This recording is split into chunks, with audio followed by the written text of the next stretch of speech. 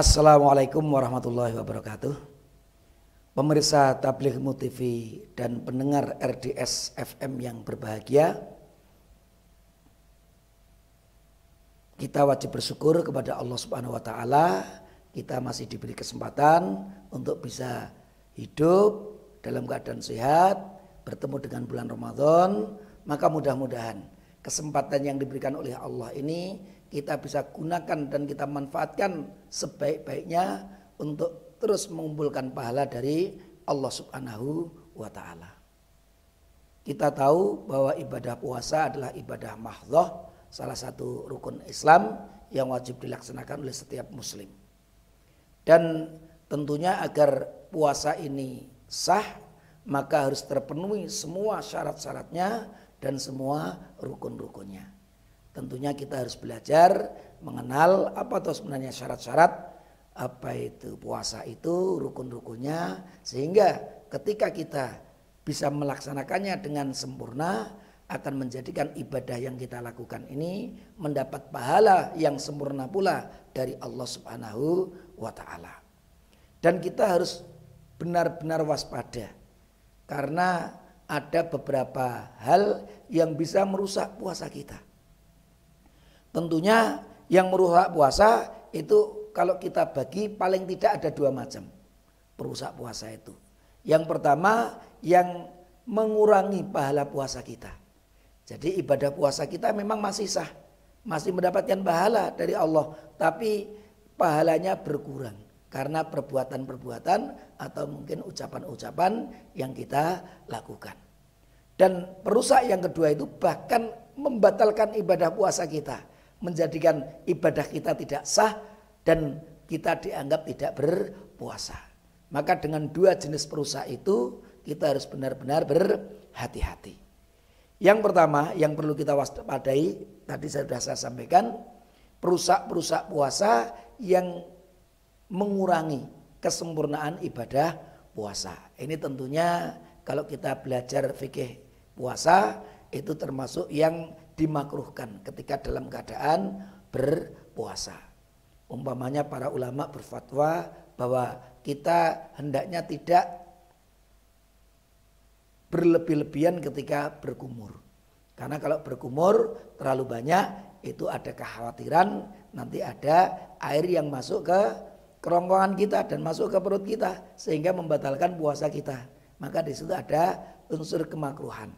Kita hendaknya tidak berlebih-lebihan ketika kita berkumur. Bahkan ada yang mengatakan kalau setelah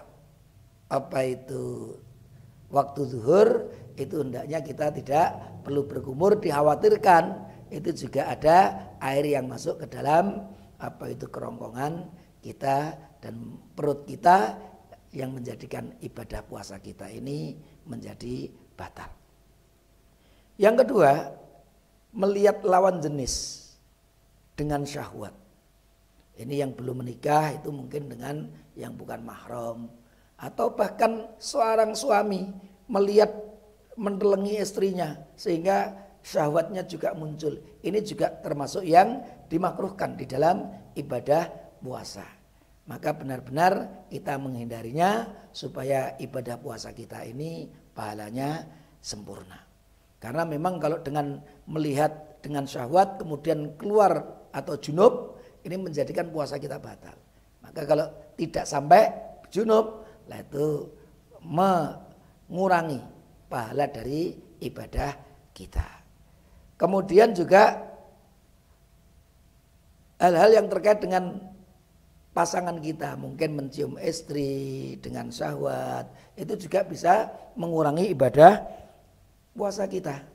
Maka kita ya benar-benar ketika beribadah puasa itu menjaga supaya tidak banyak pahala yang berkurang dari puasa kita. Karena di dalam hadis yang sahih yang diriwayatkan oleh Imam Bukhari, Rasulullah pernah bersabda, "Man lam yada' qaula zur wal amala bihi." Siapa yang tidak bisa berhenti dari mengucapkan kata-kata dusta, tidak bisa menghindari perbuatan-perbuatan dusta, falaisa lillahi hajatun fi an yada'a ta'amahu wa syarabahu. Maka Allah tidak butuh lagi agar dia menahan dari makan dan minumnya.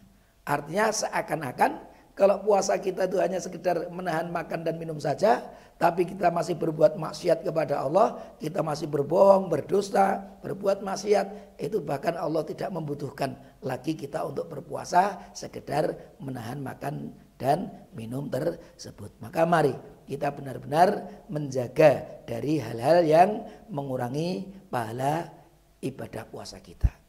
Apalagi jenis yang kedua ini. Perusak puasa ini tidak hanya sekedar mengurangi ibadah atau pahala ibadah puasa kita, tapi benar-benar menghancurkan, membatalkan ibadah puasa kita. Tentunya yang pertama, kita makan dan minum dengan sengaja. Karena kalau dalam keadaan lupa itu dimaafkan oleh Allah. Fa innama at'amahullah wasaqahu. Itu sabda Rasulullah. Kalau kita dalam keadaan lupa, kemudian kita makan dan minum, itu sama sekali tidak membatalkan dan tidak merusak, mengurangi ibadah atau tidak mengurangi pahala puasa kita kalau lupa. Tapi kalau menyengaja, itu menjadikan ibadah puasa kita itu tidak hanya berkurang, tapi hilanglah pahalanya karena puasanya batal. Yang kedua, termasuk yang bisa membatalkan puasa itu kita harus berhati-hati, yaitu menyengaja untuk muntah.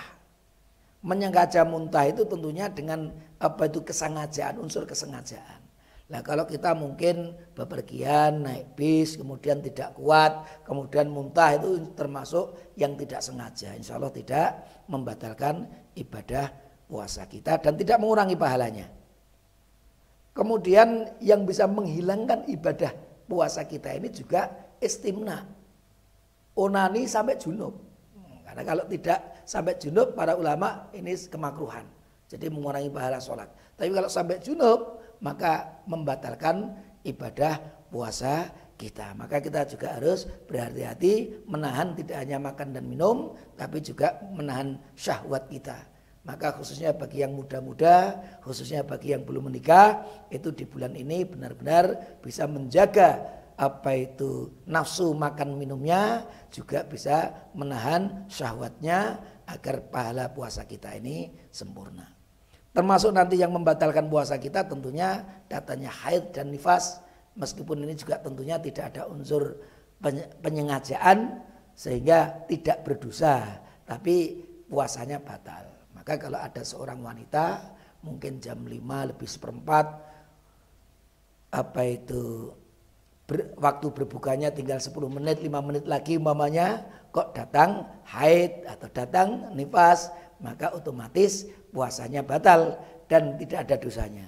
Dia nanti bagi yang dalam keadaan hamil dan menyusui itu cukup membayar fidyah, menggantinya dengan membayar fidyah dan tidak perlu mengganti di hari yang lain. Tapi kalau datang haid maka harus diganti di hari yang lain. Kemudian termasuk yang membatalkan ibadah puasa kita itu adalah kalau kita murtad. Kalau kita keluar dari agama Islam, otomatis ibadah puasa kita hilang pahalanya. Termasuk hati-hati yang bisa menghilangkan pahala ibadah puasa kita itu adalah kalau kita berniat untuk membatalkan puasa. Dengan niat ingin membatalkan puasa, maka puasa kita batal. Dan yang terakhir, ini ada pembatal puasa yang paling berat, yaitu menyengaja di siang hari untuk melakukan hubungan suami istri. Maka itu tidak hanya membatalkan puasa kita, tapi kita mendapatkan kafaroh. Kita harus membayar denda. Dendanya itu 1, kalau bisa memerdekakan budak. Tapi sekarang tidak ada budak. Yang kedua, memberi makan 60 orang, berpuasa 2 bulan berturut-turut. Dan kalau tidak mampu, memberi makan kepada 60 orang miskin. Itu kafaratnya orang-orang yang menyengaja di siang hari Ramadan berhubungan suami istri. Maka sekali lagi, maka mari kita jaga puasa kita supaya sempurna pahalanya. Kita jauhkan diri kita dari perusak-perusak amal ibadah puasa kita. Dengan demikian insya Allah kita lewati bulan Ramadan ini dengan pahala yang sempurna dari Allah Subhanahu wa taala. Dari kami, assalamualaikum warahmatullahi wabarakatuh.